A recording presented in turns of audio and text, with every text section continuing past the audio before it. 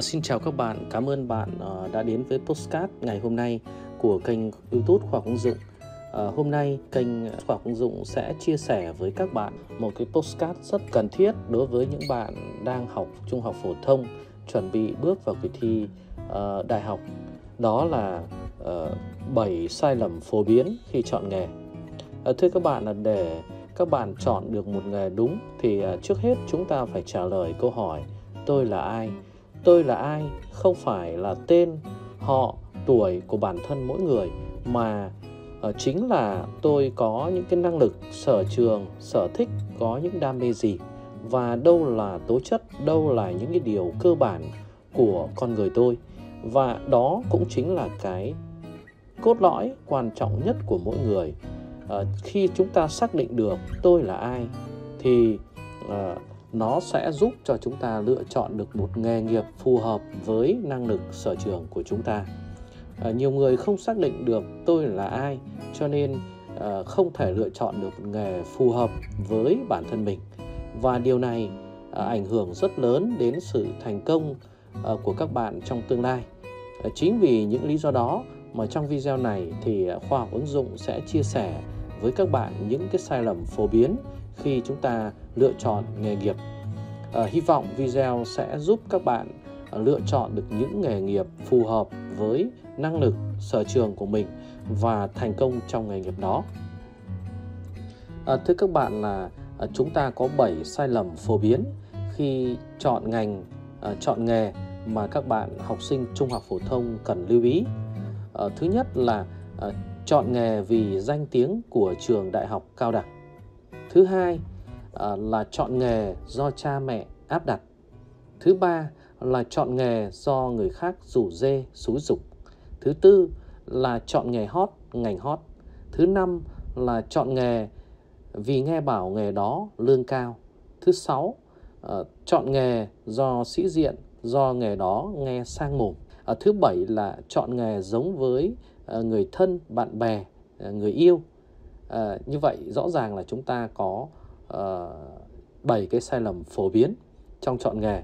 Và các bạn hãy xem hết video này để nghe chúng tôi phân tích kỹ về 7 sai lầm phổ biến này, để chúng ta có thể tránh những cái sai lầm phổ biến này và có thể chọn được một cái nghề phù hợp với năng lực, sở trường, với đam mê của mình.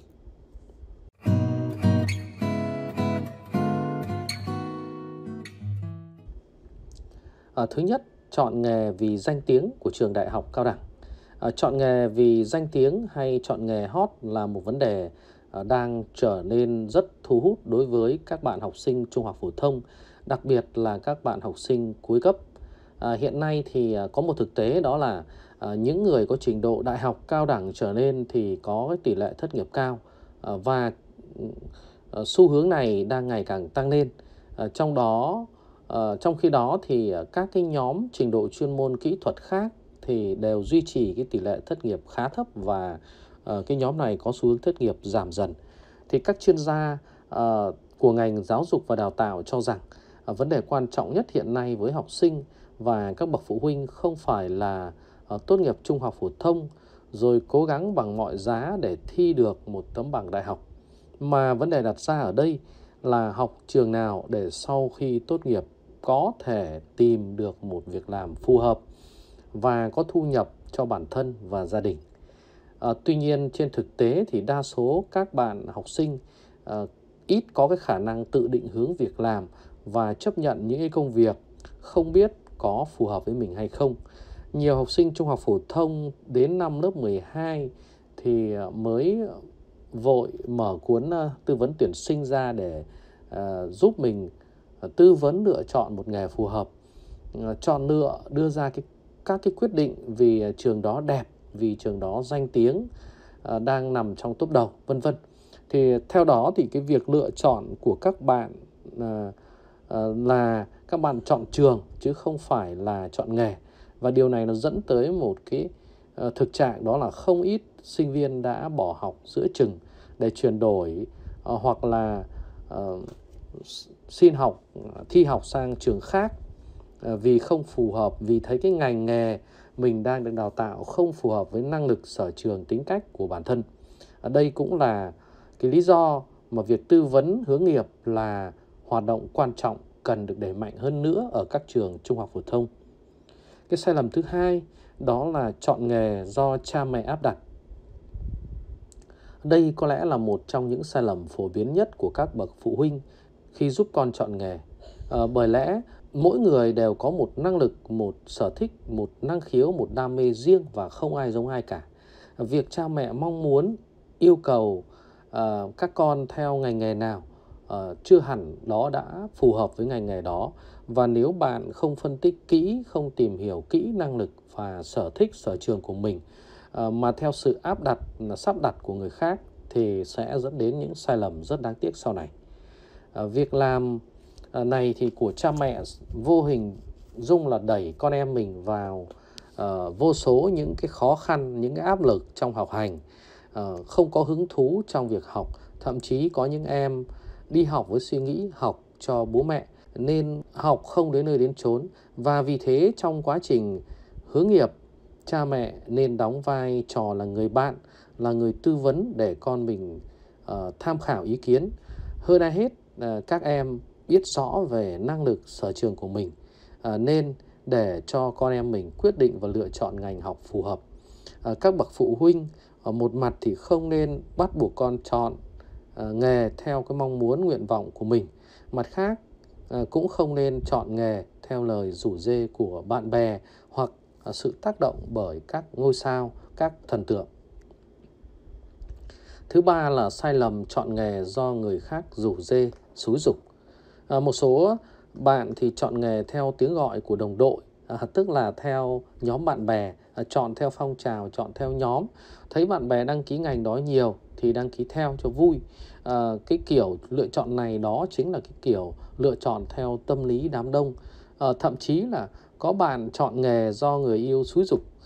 Có nhiều trường hợp khi có tình cảm yêu đương thời trung học phổ thông nên quyết định chọn nghề theo người yêu vì mong muốn là khi mà đỗ vào đại học thì sẽ được gần nhau trong quá trình học. Nhưng mà đến khi nhận ra rằng bản thân không phù hợp với cái ngành nghề đó, muốn sửa sai thì cũng đã muộn.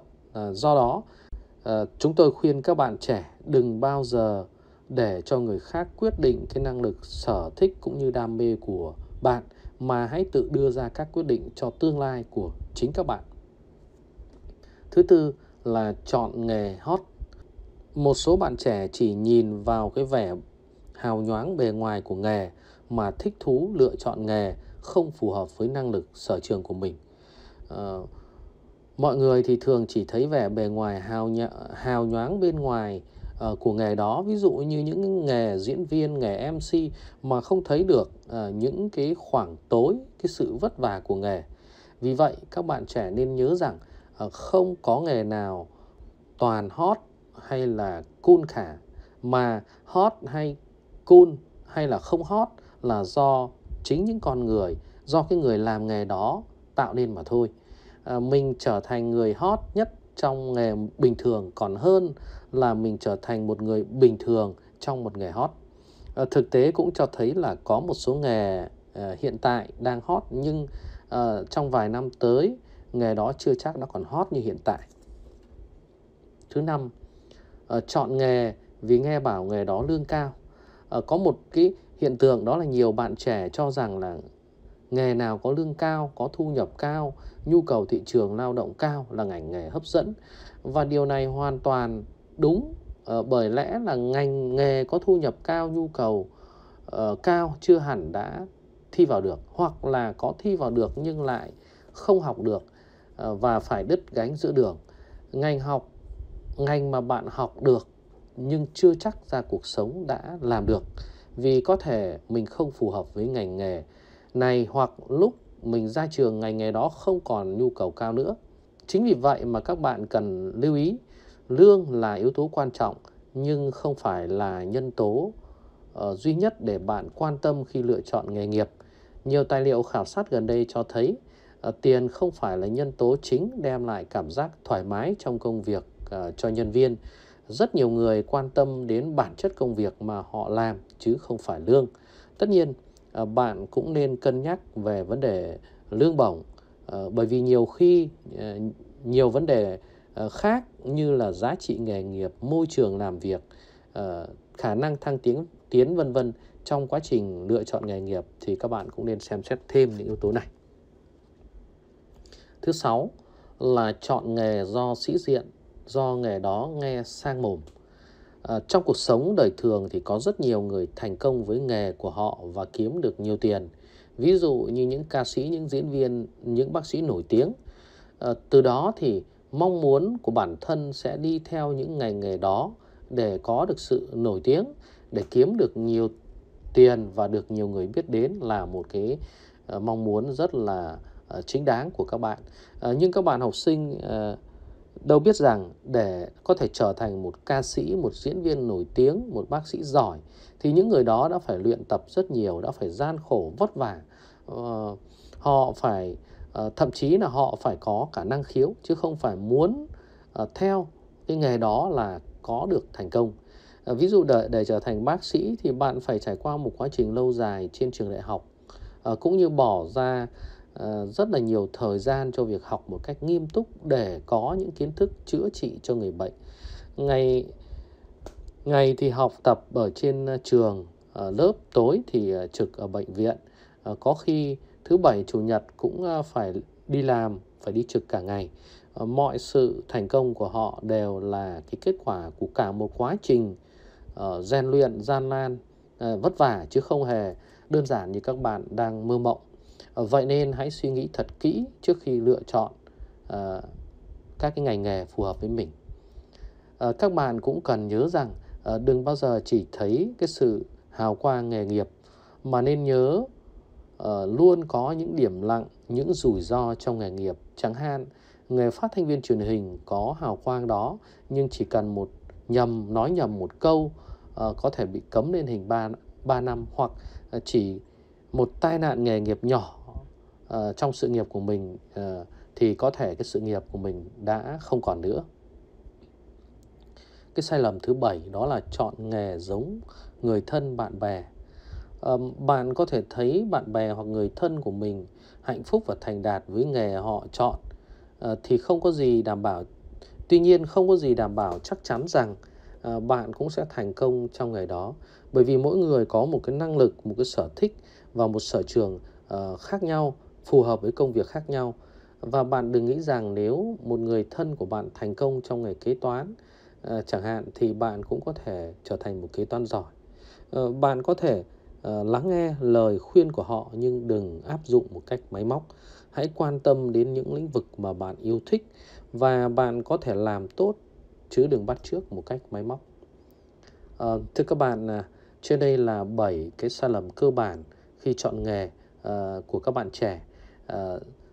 Rất mong rằng những cái sự khái quát của kênh Khoa học Ứng dụng sẽ hữu ích, sẽ góp phần hữu ích để giúp các bạn có thể lựa chọn được một ngành nghề phù hợp. Nếu các bạn là lần đầu tiên đến với kênh Khoa học Ứng dụng thì các bạn hãy like, share video để tiếp tục nhận được những video giá trị khác. Xin chào và hẹn gặp lại các bạn ở các video tiếp theo.